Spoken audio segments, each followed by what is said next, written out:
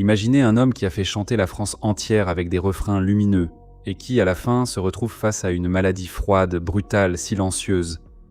Éric Chardin, ce n'est pas seulement un nom de variété, c'est une époque.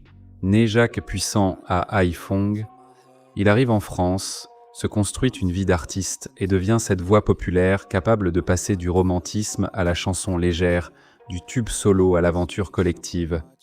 Avant même Stone, il existe déjà. Le monde est gris, le monde est bleu, puis plus tard, l'été sera chaud. Albator, San Kukai. Chardin, c'était aussi l'homme qui écrivait, composait, cherchait toujours une mélodie qui reste dans la tête. Mais évidemment, le grand mythe, c'est Stone et Chardin. Lui et Annie Gautra, Stone, c'est le couple qui semblait presque fabriqué pour les années 70.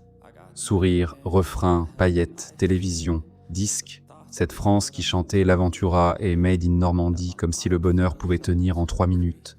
À la ville comme à la scène, ils deviennent un symbole.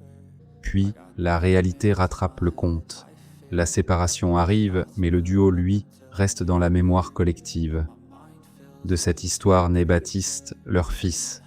Et c'est là que le récit devient encore plus troublant. Des années après la mort de son père, Baptiste montra lui aussi sur scène avec Stone, comme si l'héritage refusait de mourir, comme si la chanson trouvait toujours un passage.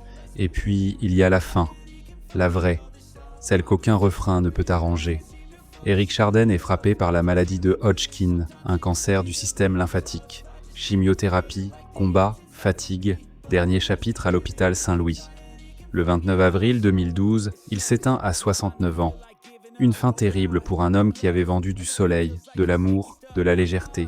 Et c'est peut-être ça le plus dur. Derrière les tubes joyeux, il y avait un homme qui, jusqu'au bout, a affronté l'ombre.